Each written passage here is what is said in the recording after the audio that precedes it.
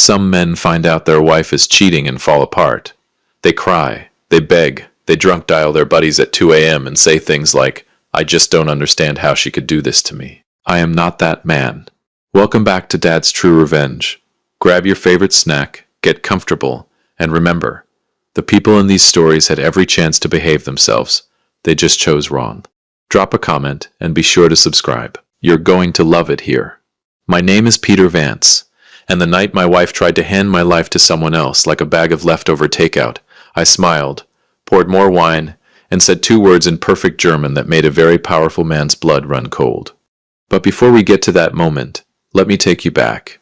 Because if you don't understand where I came from, you won't understand why what happened next was never an accident. It started on a Tuesday, which if you think about it is the most insulting day of the week to have your life unravel. Not a dramatic Friday, not even a moody Sunday. A Tuesday. I'd had a longer day than usual, back-to-back client calls, a lukewarm cup of coffee that had been sitting on my desk so long it had basically given up on life. And my wife Rachel, leaning against the kitchen counter with that particular smile she wore when she wanted something. Rachel was beautiful the way certain storms are beautiful, the kind you stand at the window admiring right up until the moment the roof caves in. "Peter," she said in that warm honey-dipped voice, "Klaus wants to take us to dinner on Friday. He says he wants to get to know the man behind the woman, Klaus, her boss. Klaus Brenner, Senior Managing Director of Brenner Weiss Capital, the kind of man whose suits cost more than most people's cars." I'd heard the name for 2 years, heard it in passing, heard it when Rachel came home flushed from late client meetings, heard it in the particular way she never quite met my eyes when she said it. I looked up from my laptop. "Sure," I said. "Sounds great." And I smiled. Rachel blinked. I think she was expecting resistance, a raised eyebrow maybe, a territorial grunt, something. But I just smiled and went back to my screen. What Rachel did not know, what she could not know, was that I had been waiting for this dinner for a very, very long time. Now here's what you need to understand about me. I grew up in a small town in rural Ohio, the kind of place where everybody knows your name, nobody knows your father's, and the library is the most interesting building in a 3-mile radius. My mother, Carol Vance, raised me alone. No explanation. No apologies. She worked nights at a nursing facility, days at a diner, and somehow still found the energy to quiz me on vocabulary words before bed. She never talked about my father, not once, until the night she was dying. I was 31 years old, sitting beside her hospital bed, holding a hand that had gotten so thin I was almost afraid to squeeze it. The machines beeped their steady, indifferent rhythm, and my mother turned to look at me with eyes that were more alert than they had any right to be. "Peter," she said. Her voice was barely a whisper. "There are things I should have told you. Mom, you don't have to." Hush. She never lost that. Even dying, she could still hush me with surgical precision. "Your father's name is Gerald Brenner." I went very still. He was a visiting lecturer at the university. We were young. He was persuasive. She closed her eyes briefly. When I told him I was pregnant, he gave me money and a one-way bus ticket back to Ohio. He told me if I ever contacted him again, he would make sure I regretted it. She turned to look at me. "He has a son, Peter, legitimate, named Klaus. He runs the family business now. Gerald is old, sick, and I hear he's recently rewritten his will." The machines kept beeping. "I'm telling you this," she said slowly, "not so you can go looking for trouble, but so that if trouble ever comes looking for you, you'll know what you're holding." She died 4 days later.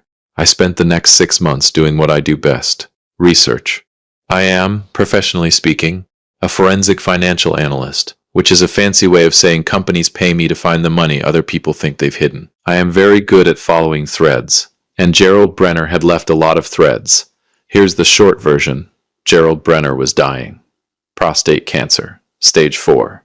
His legitimate heir, Klaus, stood to inherit a controlling interest in Brenner Weiss Capital, worth, conservatively, $600 million.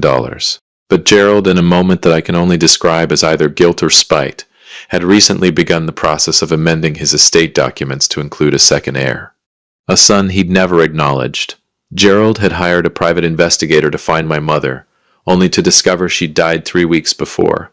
But her son, me, was very much alive, which meant I was about to become the most inconvenient person in Klaus Brenner's world. The question was, did Klaus know? And then, 4 months into my quiet investigation, Rachel came home and told me she had a new boss. His name was Klaus. I sat with that information for a long time, long enough to ask myself whether this was coincidence, long enough to decide that it absolutely, categorically was not. So I did what any rational person would do. I said nothing. I smiled. I waited. Friday came dressed like it had somewhere important to be. The restaurant was the kind of place that didn't have prices on the menu, not because they forgot, but because if you needed to ask, you probably shouldn't be there. Dark wood paneling, candlelight, a sommelier who moved through the room like he was walking on carpet no one else could see. Klaus was already seated when we arrived. He stood when he saw Rachel, and the way he stood, the slight lean forward, the warmth that flickered across his face before he composed it, told me everything I needed to know about what was happening between them. He was tall, silver-haired, with the kind of jaw that probably had its own LinkedIn profile. He extended his hand to me with a broad, generous smile. "Peter, I have heard so much about you." The German accent was light, barely there. He'd clearly worked to sand it down. "All good things, I hope," I said. "Of course." His eyes said, "You poor, oblivious man." I shook his hand firmly and smiled back. My eyes said, "Absolutely nothing." We sat. We ordered. The conversation flowed the way conversations do when two people are performing for a third. Lots of laughter, lots of warmth, lots of careful avoidance of anything real. Rachel was luminous. She touched Klaus's arm twice when she laughed. She touched my arm 0 times. I ate my sea bass. I asked Klaus polite questions about the markets. I refilled everyone's wine. And then, right there between the entree and the dessert menu, Rachel placed her hand over her stomach. It was subtle, the kind of gesture a woman makes when she isn't even fully aware she's making it. But I had been watching her for months. I noticed everything. Klaus noticed it too. He glanced at her hand. She gave the smallest nod. Then Rachel looked at me with the full practiced warmth of someone who has been preparing this moment, and said in German to Klaus, "Don't worry, the idiot is so happy about the pregnancy. He thinks it's his. He'll raise your son without ever knowing." She laughed softly. Klaus exhaled. His shoulders dropped 1/2 inch. And I sat there, smiling, swirling my wine glass slowly, the way a man does when he has absolutely no idea what's being said around him. I let the silence breathe for exactly 4 seconds. Then I set down my glass, leaned forward slightly, and said, in the clearest, most unhurried German I have ever spoken in my life, "Your father says hello, Klaus." The color drained from his face so fast it was almost medically interesting. Rachel's hand froze on the table. And somewhere across town, in a private hospital room, an old man named Gerald Brenner was waiting for a phone call from a son he'd just found, and an inheritance that was no longer going to go the way anyone had planned. I picked up my wine glass again. "Now," I said in English, pleasantly, "shall we order dessert? A twist is coming, and trust me, the dinner was only the beginning. If you've made it this far, do us one quick favor. Subscribe. A lot of people watch without ever doing it, but it costs you nothing and means everything to us. Thank you, genuinely." There is a specific kind of silence that has weight to it, not the comfortable kind, not the silence of a Sunday morning or a long drive with someone you love. I'm talking about the kind of silence that presses down on a room like a physical thing, the kind where you can actually hear people trying to decide what their face should be doing. That was the silence at our table for approximately 11 seconds after I spoke. I counted. Klaus Brenner, senior managing director, silver-haired, $600 million man, was staring at me the way someone stares at a piece of furniture that has just stood up and introduced itself. His mouth was slightly open.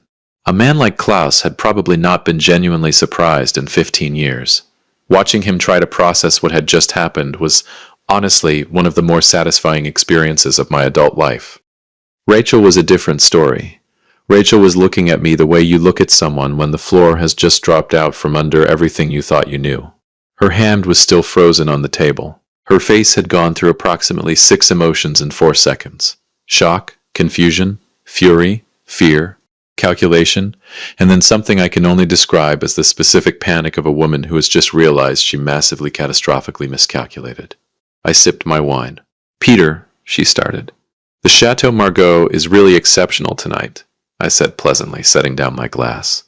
"Klaus, do you prefer a Bordeaux Or more of a burgundy? You strike me as a burgundy man. Peter, her voice was sharper now. What did you just say to him? I looked at her with the most genuinely confused expression I have ever assembled on a human face. I said, shall we order dessert? You didn't hear me. It's a little loud in here. And then Klaus cleared his throat.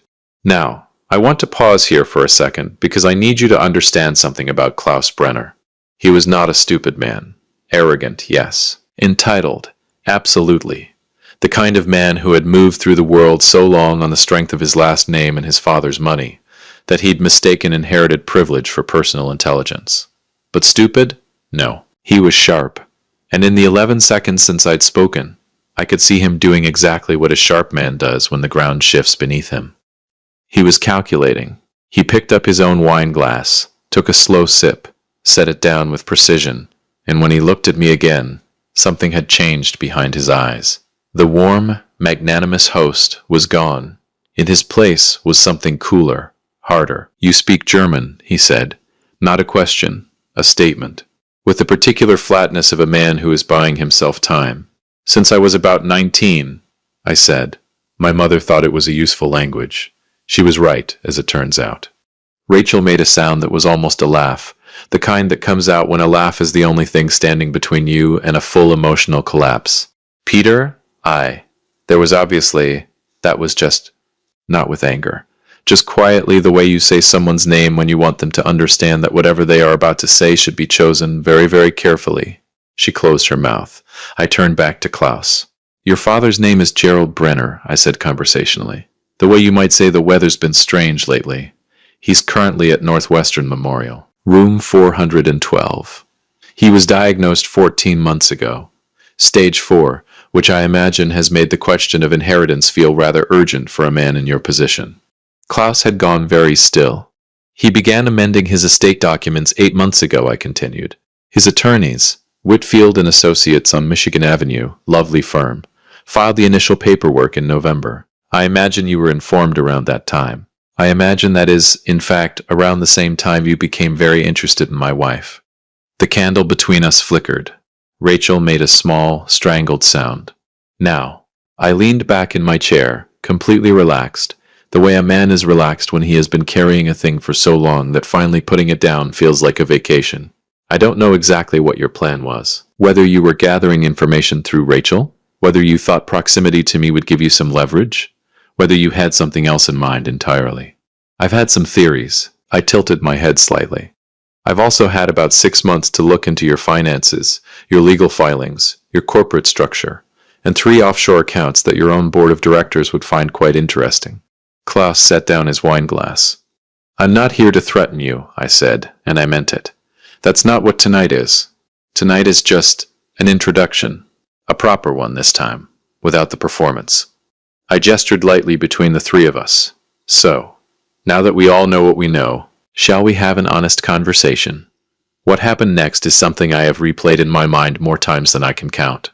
Rachel started crying. Not the delicate cinematic kind of crying.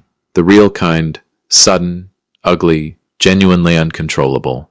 The kind that comes out of a person when the version of themselves they've been maintaining finally cracks straight down the middle. She pressed her fingers to her mouth and her shoulders shook, and for a moment, just a moment, I felt the thing I had spent 6 months carefully not feeling.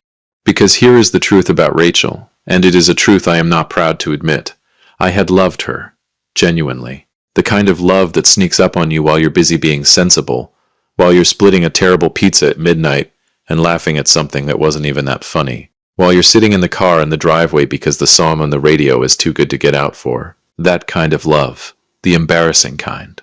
I had loved her, and somewhere along the way something had shifted between us, and instead of talking about it, instead of saying anything, she had made a choice, and that choice was sitting across from me at a table that cost more per plate than my first car payment. I looked at her for a long moment. Then I looked away. The baby, I said quietly, still not looking at her. Is it actually his? A pause. Peter, Rachel, yes or no? She wiped her face. Her voice when it came was so small it barely made it across the table. I don't know. I nodded slowly. I had prepared myself for that answer. I had prepared myself for every answer. What I had not fully prepared myself for was the way it would feel to hear it in her voice. Quiet and ashamed and genuinely lost. I picked up my water glass and drank from it. Then I set it down. Okay, I said. Klaus had been silent through all of this, which told me a great deal about him. A man who cared about Rachel, genuinely beyond strategy, would have said something, would have leaned forward, or reached for her hand, or at the very least looked uncomfortable in a human way. Instead, Klaus Brenner had been sitting with the particular stillness of a man running numbers, assessing, adjusting his position. He confirmed everything I needed to know about him in his silence.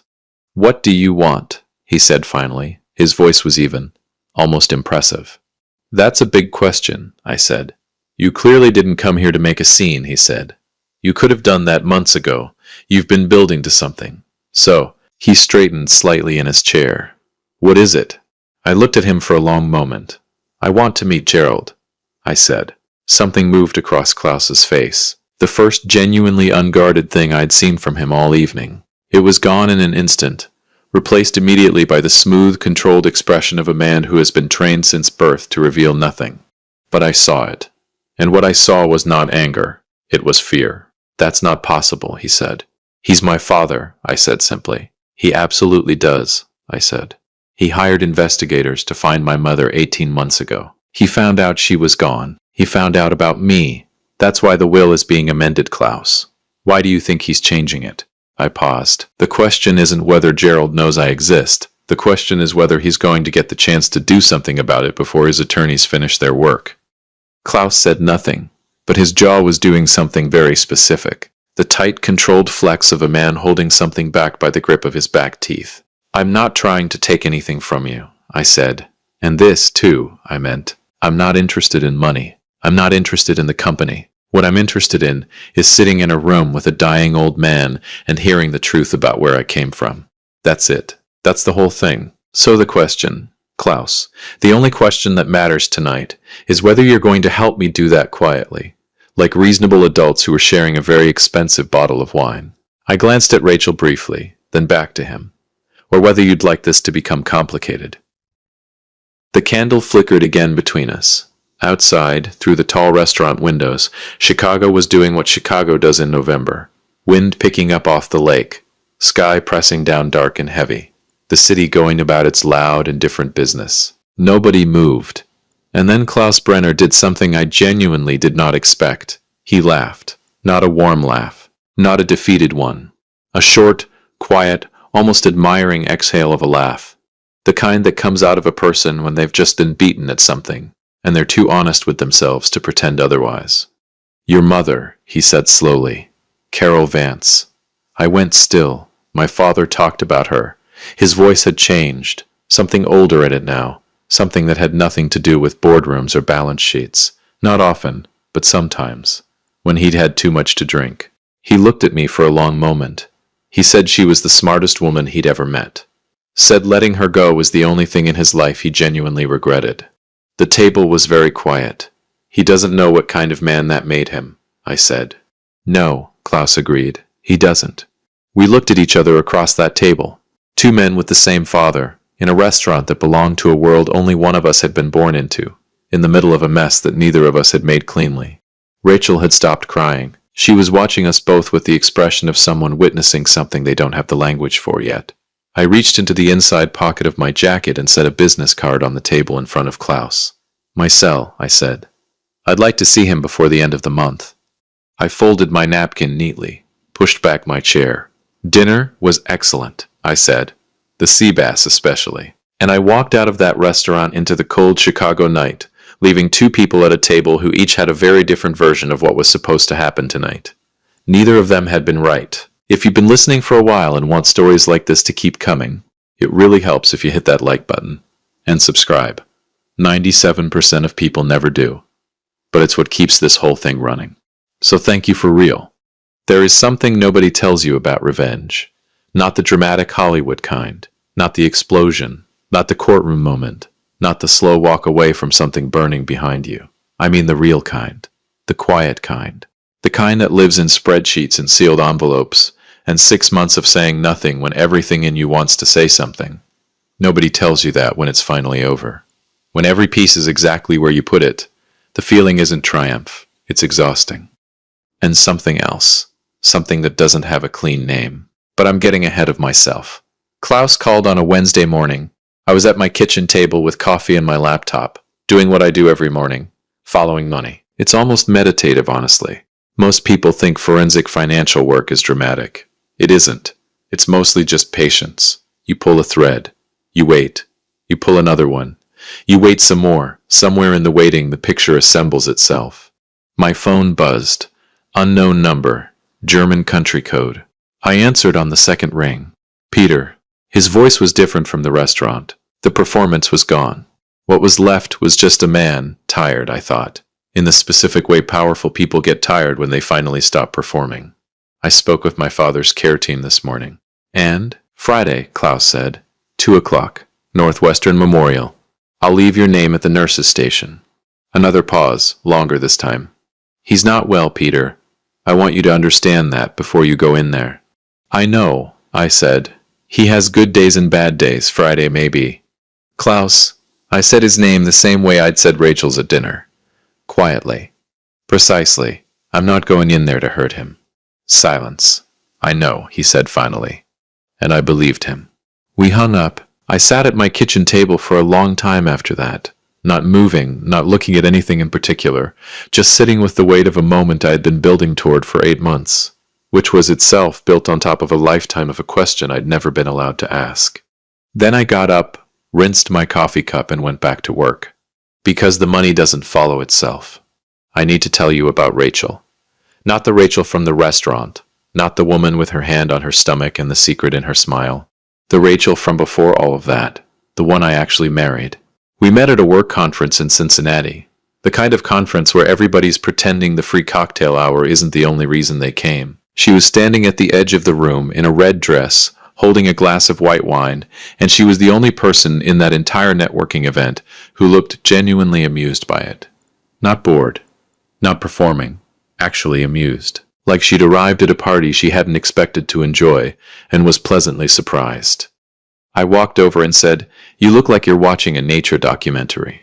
She looked at me and said, "I'm deciding which species is which." I laughed. A real one. The kind that catches you off guard. We talked for 3 hours. We missed every single panel we'd paid to attend. We split a cab back to the hotel and she gave me her number and said, "Don't be weird about it." And I said, "Absolutely no promises." And she smiled the smile that I would later learn meant she'd already made up her mind about something. We were married 19 months later. For 2 years it was the realest thing in my life. I want you to know that.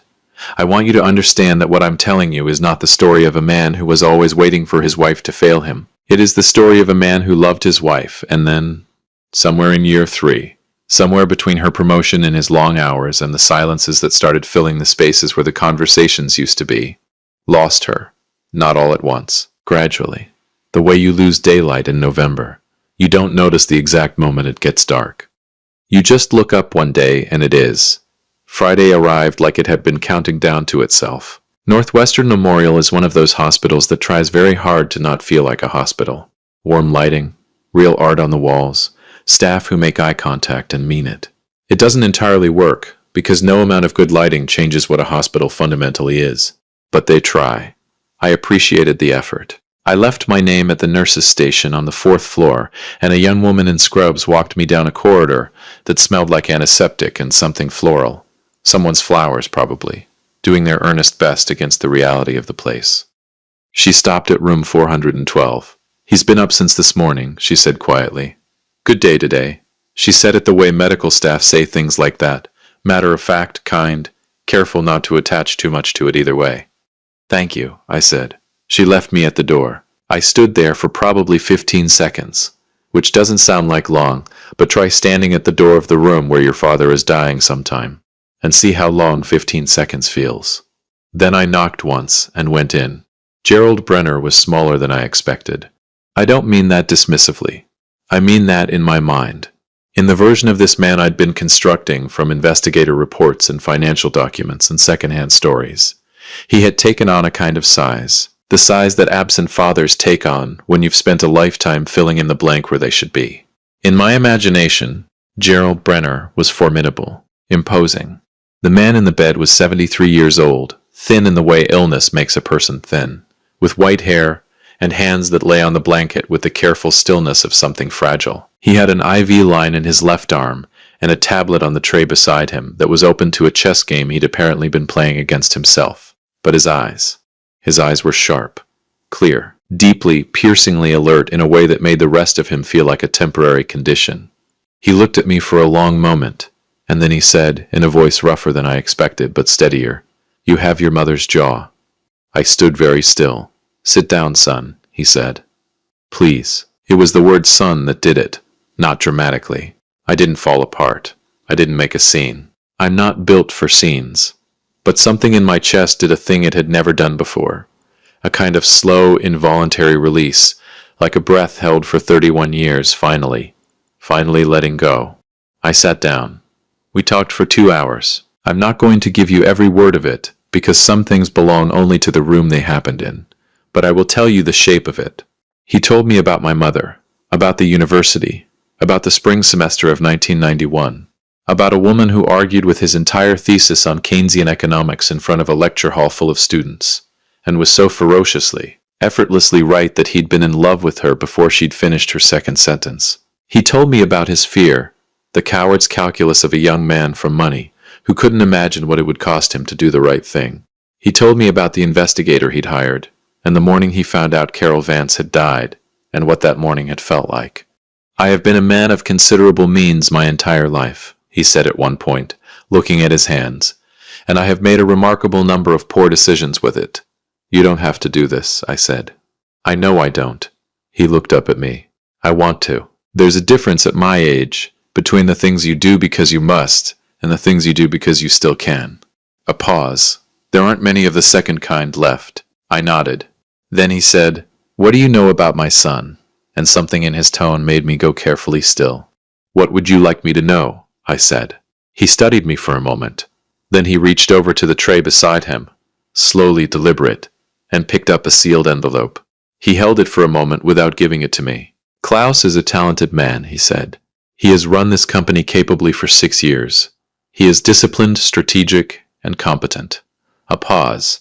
"He is also being investigated by the SEC for fraudulent misrepresentation of fund performance to institutional investors. Has been for approximately 8 months, Gerald continued. His attorneys have been managing it, quietly. He looked at me over the envelope. "Do you understand what I'm telling you?"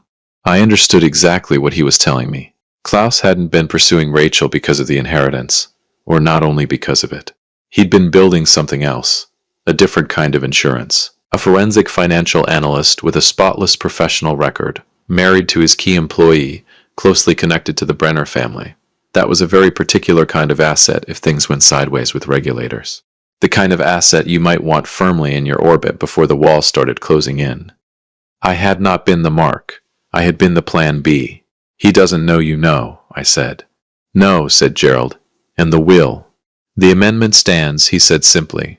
"Regardless of what Klaus has done or hasn't done, you are my son. That doesn't have conditions." He set the envelope on the tray and pushed it gently toward me. "This is a letter. To you, written by me, witnessed by my attorneys, explaining the full truth of your parentage and my intentions. It is not about money. You may do with it whatever you choose." I looked at the envelope. "Why are you telling me about the SEC?" I asked. He settled back against his pillows. Something passed through his eyes.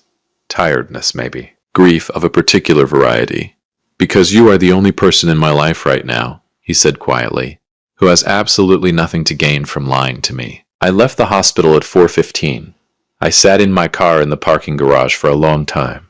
The sealed envelope on the passenger seat beside me. The city doing its oblivious Friday thing outside.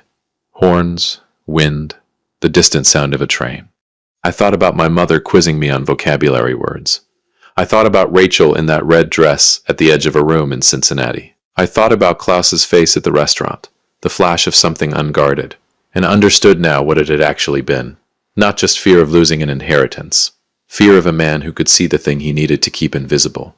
I picked up my phone. I had 3 messages. One from Klaus. "How did it go?" Sent 12 minutes after I'd arrived at the hospital. Nervous timing. One from Rachel. "Peter, can we talk, please?"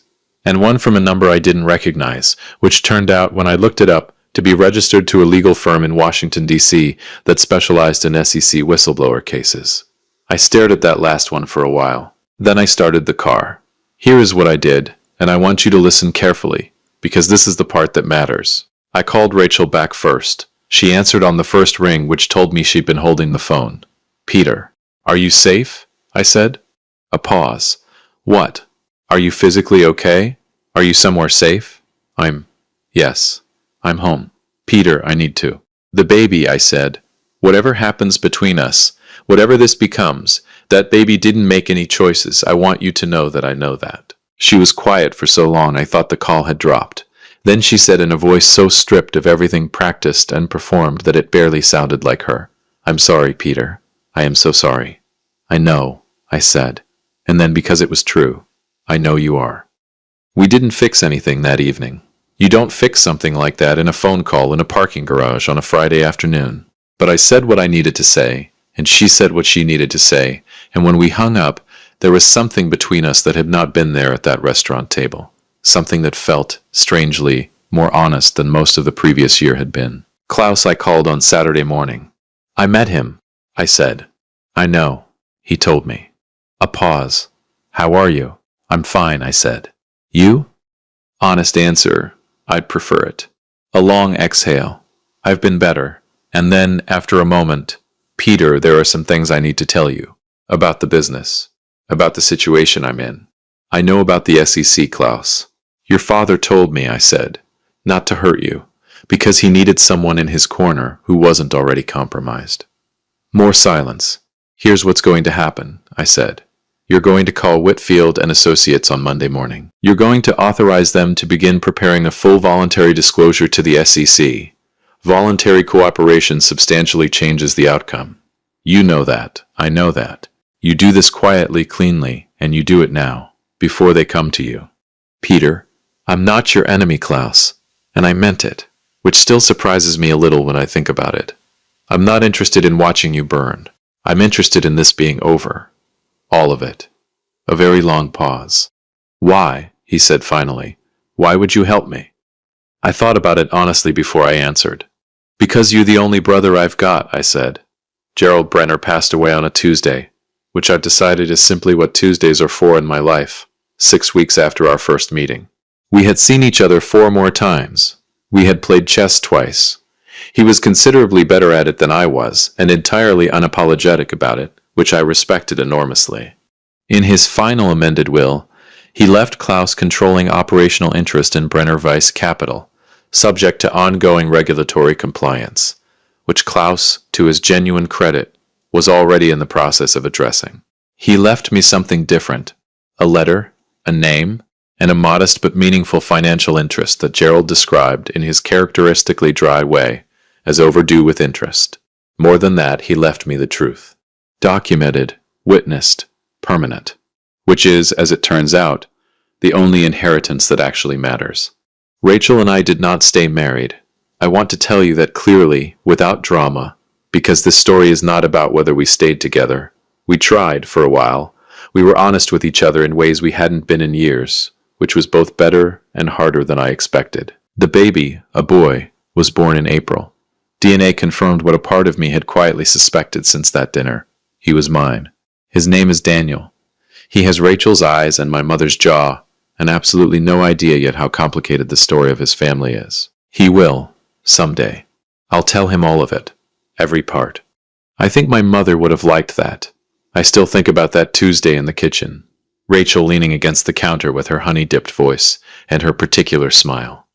Klaus wants to take us to dinner. And me looking up from my laptop, already knowing everything I knew, saying, "Sure, sounds great," and meaning none of it and all of it simultaneously. Some people ask me how I stayed so calm through all of it. Here's the honest answer. I wasn't calm because I was cold. I wasn't calm because I didn't care. I was calm because my mother spent 31 years teaching me, through every vocabulary quiz, every double shift, everything she chose not to say, that the most powerful thing a person can do in an impossible situation is simply refuse to be reduced by it. She carried a secret her whole life that could have made her bitter. It didn't. I carried it for 8 months. It didn't make me bitter either, which means she won even at the end. which means she always won. My name is Peter Vance. I grew up in a small town in Ohio, with a mother who worked too hard and loved too well, and never once in 31 years let me see her break. I found my father. I found my brother. I lost my marriage and found my son. And on a Tuesday, the most insulting day of the week, a woman I loved sat across from me and tried to hand my life away like leftover takeout. She didn't know I spoke German. She didn't know a lot of things. But the one thing she never knew, the one thing nobody in that room knew, was that the man sitting across the table smiling like a fool had already won. If you liked this story, join our community by hitting that like button and subscribing for more real, raw, and family-centered stories. And, as always, thank you for being a part of this sphere.